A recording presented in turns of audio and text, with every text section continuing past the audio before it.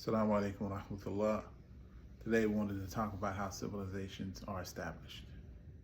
اقرأ باسم ربك الذي خلق خلق الإنسان من علق اقرأ وربك الأكرم الذي علم بالقلم علم الإنسان ما لم يعلم كلا إن الإنسان ليطغى.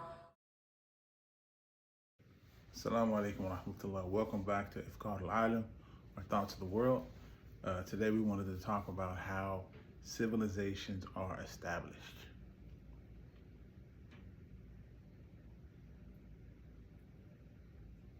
Welcome back. It's been a while.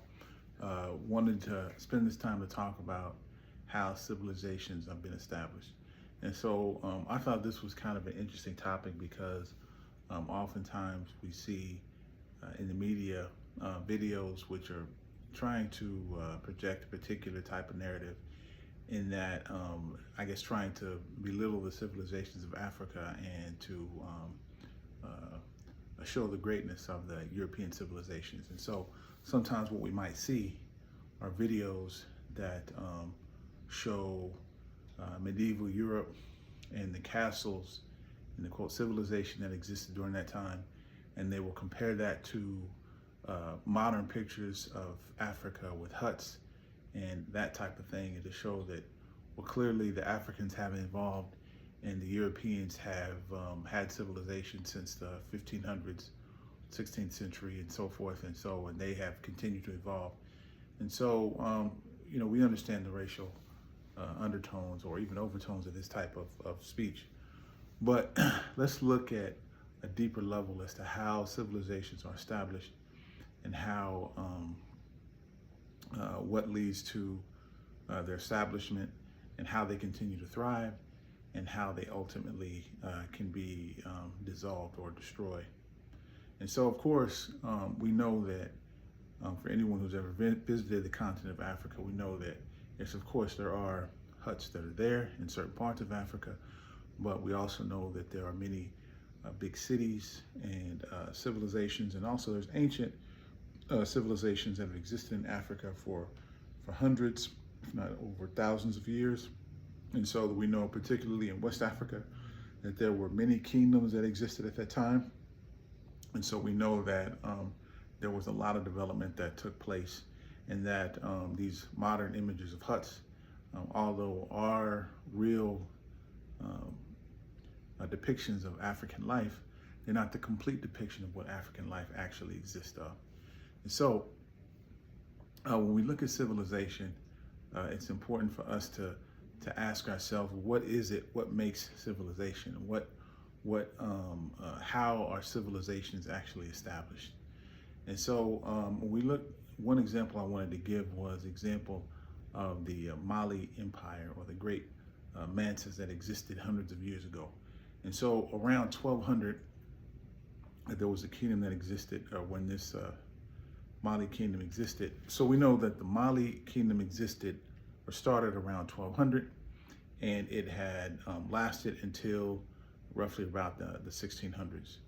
And so there are three things to consider before we talk about that. The three things to consider in the civilization, which is agriculture, trade, and conflict.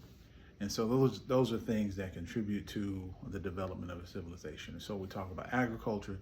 It's important to be able to feed the people that exist within your this civilization.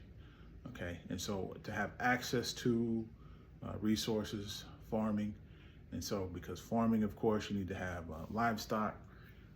We also need to have vegetables to feed the people, water, clean water, and so forth. Okay, trade. It's important to be able to trade, to create products and to be able to trade those products, because that leads to ultimate wealth of the society. And then let's look at conflicts. And so conflicts are also an essential part of civilization, in the fact that conflicts can have good and bad aspects, or good and bad features to a civilization, and that conflicts can encourage the militaries of civilizations to become stronger. then also they can conquer or have conquest against other civilizations that are weaker, and to begin to take over their resources and to spread the civilization. And so I mentioned that Mali Empire that started in 1200 as an excellent example of a civilization. Okay, in that when it started, and also an essential part of that is that the Mali Empire started with a military leader, a very strong leader. And so civilizations, for them to strive and to continue on, they have to have very powerful leaders. And so at this time, obviously West Africa is a very fertile part of the continent. And so agriculture and livestock was not necessarily an issue at that particular time. And so the Mandinka farmers were farming during that time. And so it was very easy for them to feed their crops. And so they also had herding populations where they had buffalo and other livestock, goats, and so forth, to feed the population. And so those weren't issues as well. And so with that, it's important to understand that they had all of the elements. And of course, with the conflicts, the Mali Empire over time had eventually conquered many different tribal groups within the region, within the Mali, Guinea, and Niger, Burkina Faso, in that area, in that Sahel and Sahel region, and going into the savannas of West Africa and Mauritania and so forth. And so it's important to understand that they had all of those key elements in order to have a successful civilization. Now, civilization, it didn't just start in 1200 that their empire just took off and all of a sudden it was just a great empire. It's important to realize that civilizations build off of each other the same way that technology and a very simple concept of bricks. And so we haven't always, as a human population, understood the science behind building material. For example, bricks, which are one of the most essential and basic parts of bricks, of building civilizations.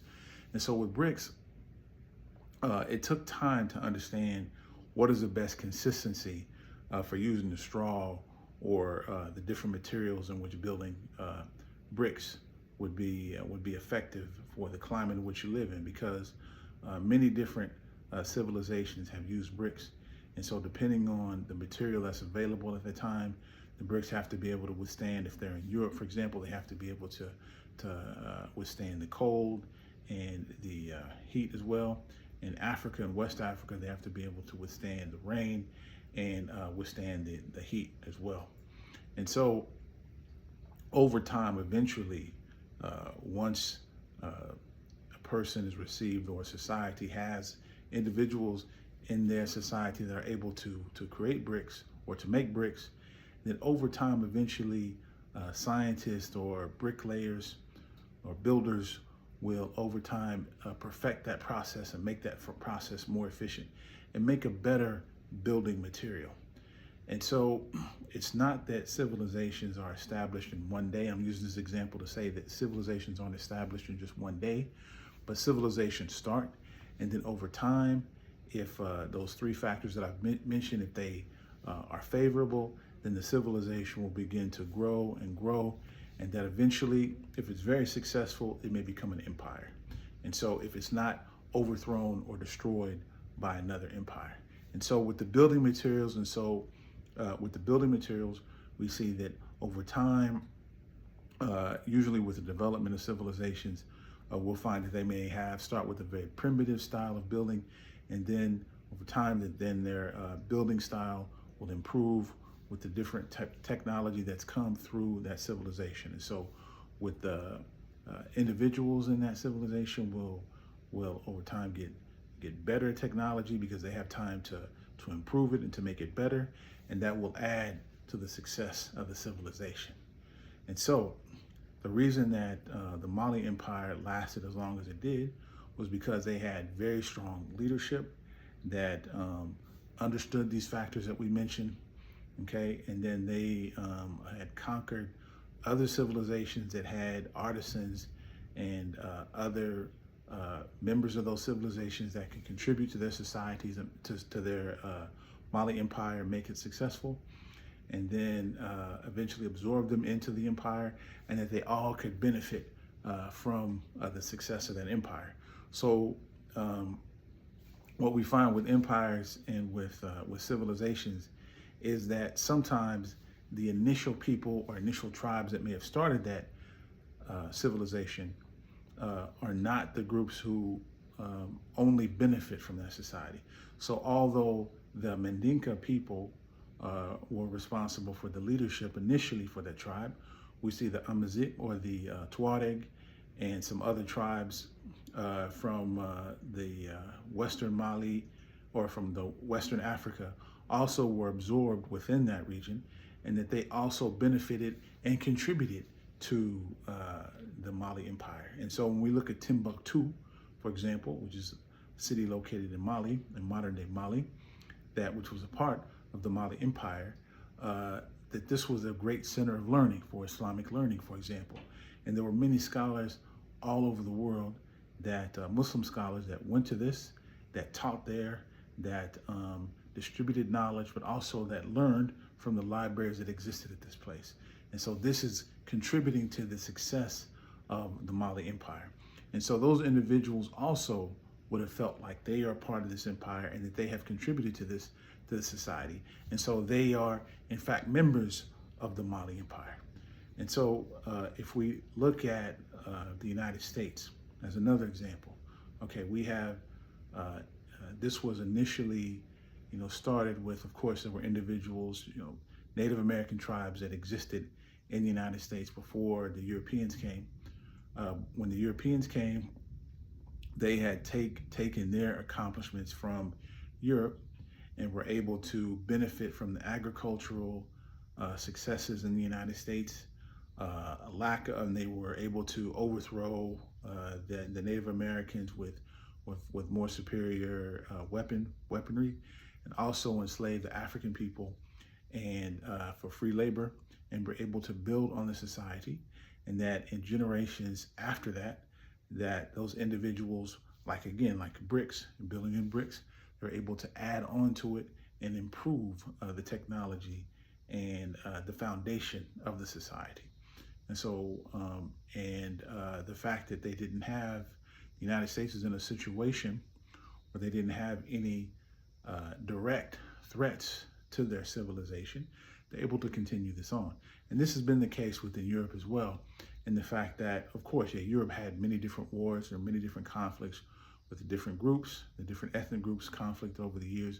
But ultimately, what led to the advancement of civilization within Europe was the fact that there was still collaboration with the different ethnic groups on building, on trade, and this type of other factors, which led to the continued success within Europe. Versus within Africa, there of course were different tribal wars, ethnic conflicts, and so forth. But because of the size of the continent itself and the availability of resources, it was easier for tribes. They didn't have to continue within the conflicts, because it was easier for them to move to different parts of Africa to get away from conflicts, or to, resources were not an issue, water resources, food resources, because there was plenty. So it's easier to move, say, further south, away from the conflict, or into the jungle where there was plenty of fertile land, and they didn't have to deal with these conflicts. And so it was a much different situation within Europe, where they have a smaller continent, and that they had to fight against each other, and they had to come up with more innovative ways of fighting with one another and to kill each other, because the continent was so small. Also, harsher climate conditions. The winter, can be very, very heavy snow and a very difficult environment for the Europeans. And so these harsher conditions lead to a more the more of a need for innovation. Whereas in Africa, like we saw with the mud huts, this is enough for the people to survive, and so shelter was less. It's less of an issue. Weather and is less of an issue, a factor in Africa. So there's no need for as much innovation as there would be in a place that has much more harsh environment. Okay, so those are some of the factors as to why European civilizations had the success that they had, and the reason that the African civilizations had the success that they had on the levels in which they had. And so again, going back to the Mali Empire, we saw that it lasted for quite some time, but then also what they were able to do, which is something I guess not so unique to them, but they absorbed many of the other tribes, were able to benefit from those tribes, the artisanship, the metal works, the gold mining, and of course the farming and so forth for these other tribes and other ethnic groups that existed within that region. Ultimately, they were defeated or overthrown. The empire was eventually overthrown, as basically every empire that's happened in the past and will probably happen in the future as well, is that they were overthrown by another empire. And so, but they did have a very long success of nearly 400 years of success within their empire. And so, in conclusion, it's just important for us to understand that civilizations are not developed within a matter of days. It takes generations to continued success of the factors we mentioned. Many different factors, as we previously mentioned: agriculture, trade, and conflict.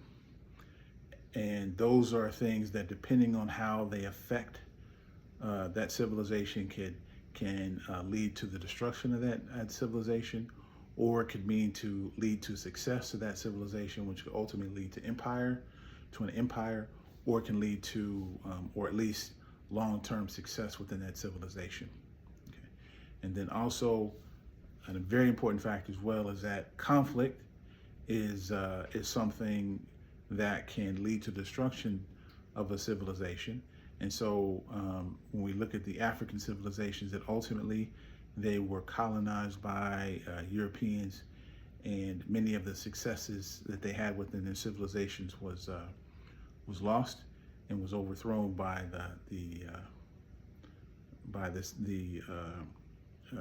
colonialization from the European powers. And so the successes that they did have were just overlooked, or they were just destroyed.